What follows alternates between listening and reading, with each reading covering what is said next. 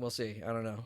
In any event, um, yeah, a couple things I want to talk about today. Mainly my experience with some doctors when I got off of Suboxone.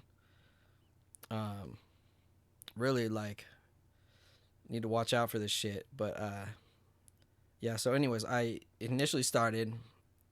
I went in to a doctor, had torticollis, which means that your head like turns sideways permanently if you don't get it treated. So they put me on prescription painkillers and muscle relaxers. Okay, this was back like a long time ago when I was 27, like 8 9 years ago. Anyways, so that led to I took the painkillers and they really helped all with work and everything else too. So eventually I started buying pills after my prescription ran out. Started buying pills off the street. Got addicted to those, and yeah, my first time going through withdrawals, it was hell. But that wasn't nearly as bad as it got. It gets much worse than that. So yeah, then eventually my grandmother got sick, and I had to take care of her. And I couldn't, like, I didn't have time or like the ability to go through withdrawals while I was caring for my grandmother. Um, that shit just wasn't gonna happen. So I went to the only place that really treats the shit around here, where he doesn't take a long hiatus of time out of your life, which is a methadone clinic. And they put me on methadone. Had I known, I would have hired somebody to come in and take care of her for 3 days while I just went through withdrawals. But hindsight's 2020. In any event, I spent 5 years on methadone. Um, they upped me to like 140 milligrams. I'm talking like, yeah, it's I don't. This stuff is so bad. So all it is it's still an opiate. You're still on opiates. It's nothing different. It's not like, oh, it just magically takes your withdrawals away. No, it doesn't do that. It just makes it so you're not withdrawing because you're constantly flooding your body with more opiates. Which, if you know how opiates work, that's horrible because opiates work. It's an artificial source for your body of dopamine and serotonin. Um, so basically, because your body's getting it from an outside source, it stops its natural production of these things. So you have these little receptors, right? Which are like, they receive the dopamine molecule or whatever it is, um, or the opiate molecule. They're called agonists. Anyways, so it fills those receptors, and then if there's a flood, like when you take uh, or when you use heroin or take Vicodin, it floods your body with a lot of these. That's why it feels so good when you're on them. You get euphoria. But what that eventually does is your body starts to shut down those receptors because it's like, oh, I can't function constantly at this heightened, like, euphoric state. I need to find, your body's always trying to find balance, basically. So what you're doing is you're loading one side of the seesaw down with dopamine, and eventually the seesaw starts to sort of push down by itself on the other side until it's balanced with all that load of dopamine over there. So when you try to quit the drug, you take all that weight off of one side of the seesaw, and it's already counterweighted itself, and boom, it goes straight in the other direction. Um, and yeah, so you've got pain on one side and like happiness on the other, or well-being on the other, and there's no, yeah, it takes a while for that system to balance back out again when you're quitting. That's what withdrawals are. It's your body trying to come back and find balance again. But while you're in it, you have no happiness. Like dopamine and serotonin and endorphins are responsible for like your comfort, your happiness, your motivation, your joy, pleasure, everything positive. I can't describe to somebody who hasn't been through withdrawals. It's nothing like going through like being sick. It's nothing like having the flu. It's nothing like that. It, to people who say that, like, it pisses me off because I'm like, no, it's not. It feels like your soul got sucked out of your body. You can't move. Like, you can't fucking move. It's not something. It's like, oh, just get up and walk it off and exercise. That's not. No, that's not happening. Literally, the chemical responsible for me to have the motivation to do that, to be happy, to feel anything like positive at all, is gone. So you're in hell. It's the like I couldn't I if I ever end up going there, whatever hell is, I don't actually believe in it, but I believe it's something you put upon yourself. But in any event, that's neither here nor there. I wouldn't even imagine hell to be that bad because like every second. I don't know. Dopamine's also responsible for how you perceive time. That's why they say when you're having fun, time flies. Well, literally, when you're having fun, there's dopamine being released, and your perception of time speeds up. Okay, and why is it like that? I don't understand. Why can't we enjoy the good times longer, and then have the bad times speed up? That'd be great, but whatever. Um, but anyways, so you're literally every like minute that you're sick feels like an hour, and it drags on and on and on. And so people are like, oh, only 3 days. Well, when you're in it, it feels like 3 months. I mean, it's not good. Um, yeah. Also, you get like dopamine's responsible for restless legs, regulation of your nervous system. Um, you get these feelings like you need to flex all the muscles in your body as hard as you can, but even that doesn't help. It's like somebody's dragging a feather like lightly up your nerve from the inside. It's like this tingly, tickly kind of sensation, but you want to like flex to get rid of it, but it doesn't really help. And you've got that in every like part of your body.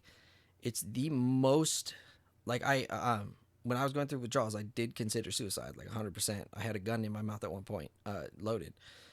Thank God my girlfriend came home and freaking like I didn't do it, but it's that like that desperate, and I'm a positive guy. Like I'm not. That's not something I would normally like be like. Oh well, yeah, let's consider that today. But it took me in a very very dark place, and yeah, it's. Oh my God, I can't describe the feeling of restless legs. Um, I'm gonna have another video where I talk about some things that help these kind of things, so we can talk about some solutions. But today I'm just bitching and ranting and raving and telling my story a little bit because I haven't yet. Um, but yeah. Anyways, if you haven't been through withdrawals, don't don't go to somebody who's in withdrawals and be like, "Well, let's get up. You've been laying down for 2 days. Let's get up and go." It takes as long as it's gonna take. For me, it took a month after I'd been on methadone because it has a longer half life. It stays in your system longer. I was sick that like in acute withdrawals for a month. And they didn't start for 2 weeks after I quit. So I thought I was okay. I was like, oh wow, that it really worked. It's a magical thing. And then all of a sudden, like my world came crashing down. Um, but yeah, there's no way to describe what it feels like.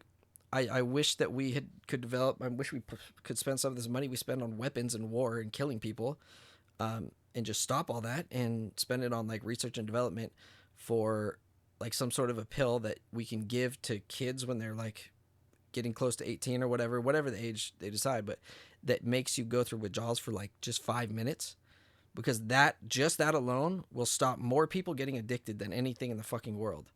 That would cure or prevent so much, because if you don't know what it feels like, there's no like comparing. Like when you take the drug and you feel the euphoria, you're like, oh, this feels great, I want more of that, but you don't know what's coming. So there's no like decision making process of like, well, I should have known, I heard people. Some people don't learn by hearing things, some people learn by experiencing, and I'm one of those people. And oh boy howdy, not a good situation. God, I wish. Yeah, there's so many things that like it seems like there's an obvious solution to that, just I guess there's not, or it's because it's not. This is okay. My main problem with the whole system, healthcare, judicial, the whole government in general, is it's all a business, and it should not be a business. Healthcare should absolutely, in no way, shape, or form, fucking be a business. That is mind-bogglingly retarded. If you take offense to things I say, by the way, that's on you. Check on why you feel that way about things, because they're just words, okay, not weapons. But check it out. So how businesses work is the bottom line, their revenue or income, is all that really matters. Okay, that's how you gauge like the health of a business. So once businesses start to become publicly traded, they're responsible to their investors. Okay, so they have to make like each decision they make has to be one that's either going to gain them revenue in the future or is decreasing cost in some way. So how dangerous this is, I can't even explain to you. Basically, they're not incentivized to cure anything, right? Because if they cure something, they're not going to have people paying them for the prescriptions for whatever that thing is. So what they're doing is developing band-aids for things that get people addicted so that you're hooked on the band-aid to whatever your problem was. Be it if you're taking pills for mental health or whatever like that. Uh, they're going to give you something that's going to get you addicted so that you can't leave. I had to fight tooth and nail through. I can't even.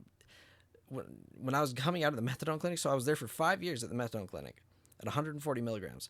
Most people that go there for that long, you're not getting off. Like everybody there had just succumbed to the fact that I'm going to be a lifer here. Um, and I had to basically just disobey what my counselor, the doctor there was telling me, and research it myself and be like, I'm not going to fucking listen to you guys. I'm going to do what I know I need to get off of this shit. You can tell me it's dangerous all you want and all this stuff. But I stopped going. Like I would go for only like maybe 2-3 days a week and was dropping my dose as much as they would let me, which was barely anything. And then I jumped off at 48 milligrams I was still at, and stopped going. And yeah, and then I had to like eventually I had to get on Suboxone and then taper down off that too. But yeah, there was no way they were gonna just like let me get off the stuff. They'll let you go up on your dose like crazy, no problem. Like, oh yeah, you want to go up? Oh, here you go, 10 milligrams up. You want to go down? They're like, you can go down maybe a milligram every 2 weeks. This stuff builds up in your system. It has a 24-hour half-life. Okay, so if you take it right now, 24 hours from now, half of it's still going to be active in your blood. That's crazy. So a normal, like if you take Vicodin or something like that, it's maybe like a couple of hours. Yeah, it's just the stuff. And if you take it for a long period of time, it builds up in your fat, in your like bones. I mean, like it's just you become that.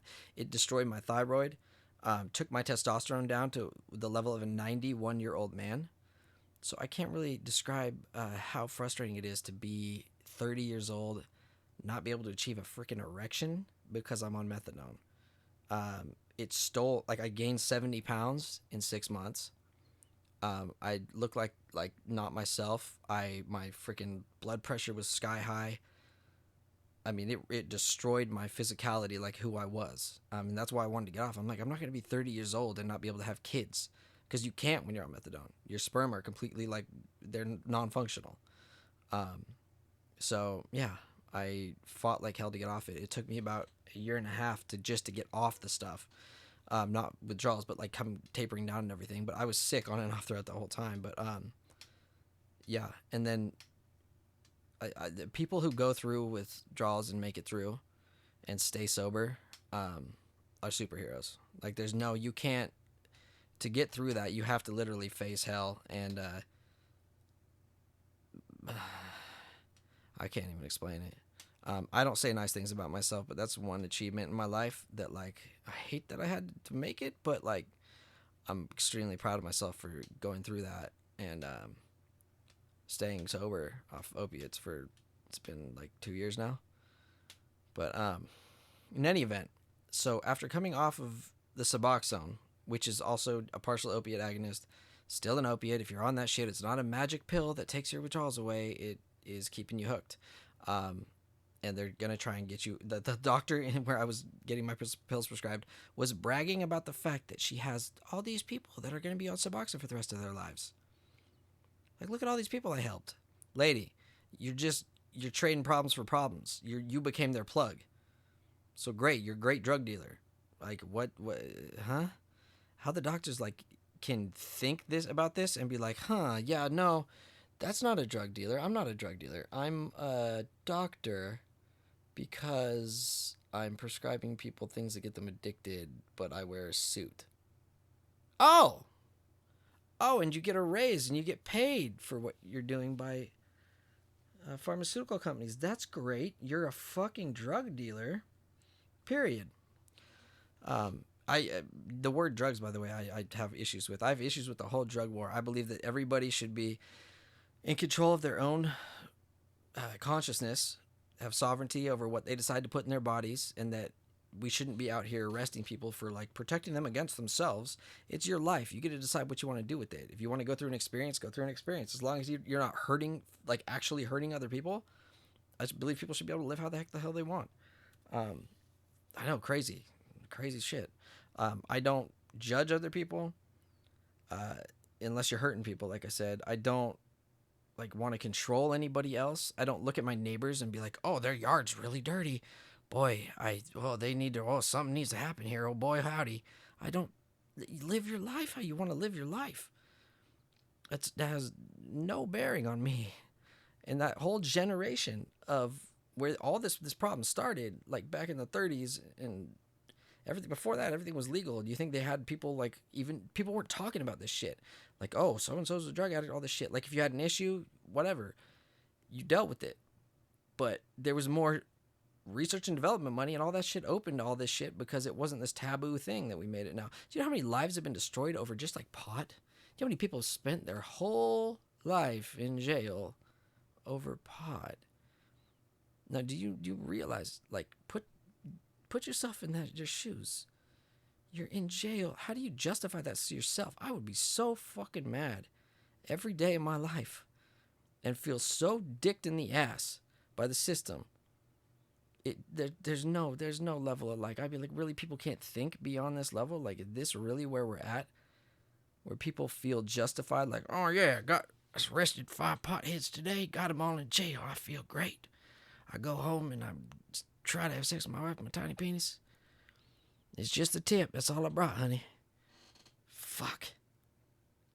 It kills me, honestly. It fucking kills me that we're paying the police to screw us, to save us from ourselves. No.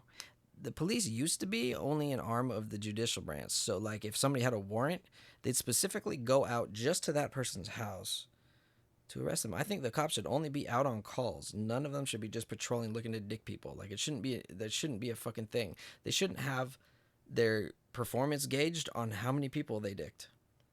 It's, pardon my French. Like, I'm a little bit emotional about all this shit and pissed off, but that shouldn't be a thing. It should be like, how many people did you help this month? How many people did you go out of the way and you made their life better and made things better? Not how many people did you screw over and made things worse? Because that's all it is.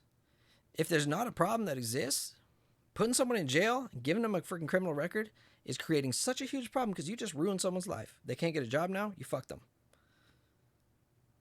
Period. That's the bottom line. There's no arguing with the shit. Now, there's, like I said, if people are out there hurting people, that's different. That's completely different. Attaching morality to a thing like addiction doesn't work. Okay, attaching morality to anything, to like your choice in political standing, those aren't moral things.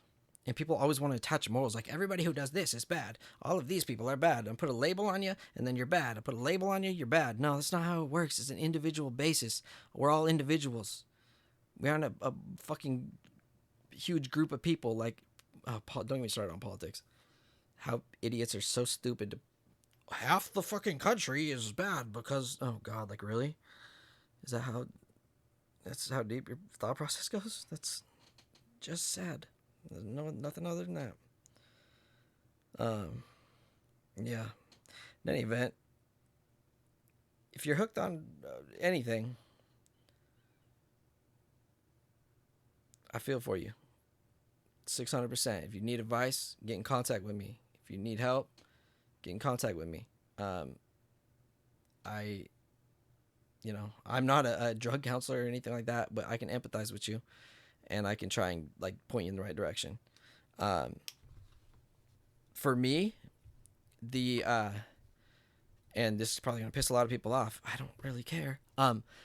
The system we have now, where is just keeping people addicted.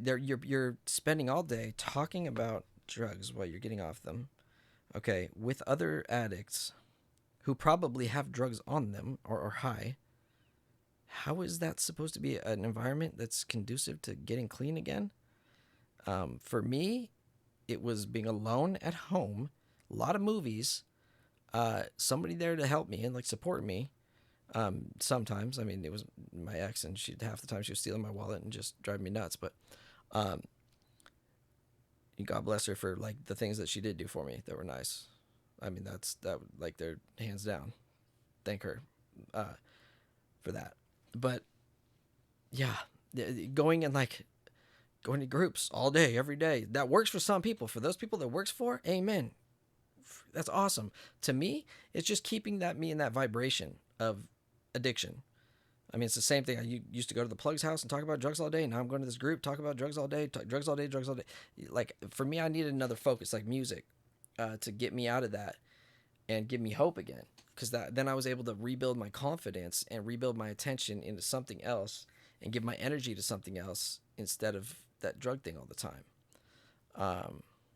Yeah, if you stay in that vibration, it's going to be hard to break. It's going to be hard to get out of that.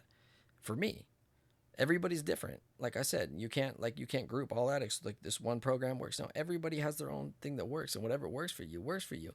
And on top of that, trying to convince people that, because there's a lot of people out there self-medicating, okay? That means they're treating their own mental health. There's nothing wrong with that. If they're not like destructive with it, then what's the difference if they got it off the streets or from a doctor? Okay, so if they got it from the doctor and went through that, they're okay. Then they're okay, and everyone's moral judgment's okay on them. They're normal functioning. But if you get it off the streets, then you're a fucking addict piece of shit. You know how retarded that is? Like, really, people? That's because I'm looking at you like, really? Okay. Boy, you're a thinker, aren't you? Yeah. Right. I mean, God, that movie Idiocracy is starting to look more and more realistic nowadays. People have just lost their ability to critically think about things, and they get so caught up in the system, how it has us trained, that like everyone's a customer. Everything's about consumerism. That's all that matters. People don't fucking matter anymore. Yeah, I got all sorts of rants I'm gonna do. I'm gonna do one on how we treat elderly people and how we like push our folks away when they're getting ready to pass away. I think that's fucking awful. Yeah, probably some positive things in there somewhere. But my name's James. I go by GoodLowe when I make music. But yeah, Jimmy pissed. Jimmy got things on his back. You want to get off? Monkeys on there. You got to throw at some people. Anyways, I don't know what this accomplished other than telling people, like, do your research before you go to a doctor and get prescribed Suboxone, Subutex, Methadone. Do your research. Know what you're doing. Be careful when you go back in, if you do go back in for drug counseling, because they might try and get you hooked again. A doctor, like, I was clean for 2 months, and the doctor, I go in, she tells me you're more of a risk for relapse if you're not on Suboxone. I said, bitch, I just told you I'm 2 months clean. I was sick for a month. Like, really? You're trying to get me rehooked? Like, that was a huge trigger for me.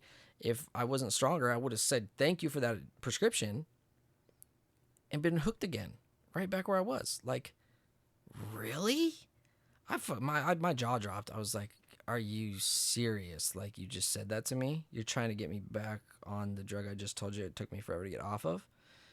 That's your version of counseling here? Okay, well, I guarantee I'm not the only one who's that's happened to. And that was so beyond, like, messed the fuck up. I'm not going to say who it was or what office it was, but, I mean, you know who you are. Sure, it happens every freaking place. It's sickening. These doctors who are prescribing this kind of stuff, they should have to go through withdrawals before you ever prescribe this shit to another person, because they would never prescribe it to anybody. I mean, like, bottom line. There are people in chronic pain that, like, opiate prescription is the only thing that helps. Absolutely, like, I understand that. But they're also finding out now that, like, switching between Tylenol and ibuprofen is actually a more effective actual painkiller. It doesn't give you euphoria.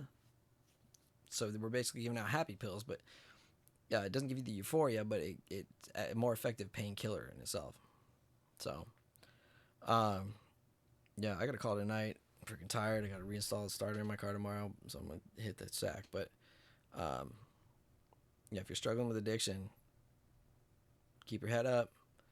It looks like the system is slowly starting to change, thank goodness.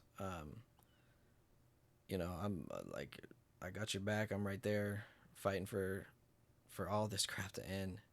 It's this whole system of judgy, controlly, like, well, our generation found the one right way to live, so everyone's gonna live that way, or you're fucked. That's no, we're not doing that anymore. Sorry, cutting that shit off at the neck. Um, love y'all with all my heart. Um, if you're so inclined and want to hear my music, I mean, this the music from an addict who's been through a lot of pain in life in a lot of different areas. Like, I got CPTSD like crazy. Had all sorts of shit happen in my childhood. Went to the WASP programs. I don't know if you heard of them, but basically a holding kids hostage for money program for a year and a half. Worse than jail, 100%. Yeah, was arrested for like tons of burglaries when I was younger because my gramps died and I didn't know how to deal with the pain. Been through some shit for sure. 100%. Don't have any family left. Took care of my grandma for 5 years before she passed, so it's not like I'm just sitting here like somebody who doesn't know what they're talking about some stuff. I only talk about shit like this if I know about it in depth personally. Um, so yeah, hit me up if you need help. If you're struggling, keep your head up, keep going. Shit's gonna get better, I promise. Love y'all. Peace.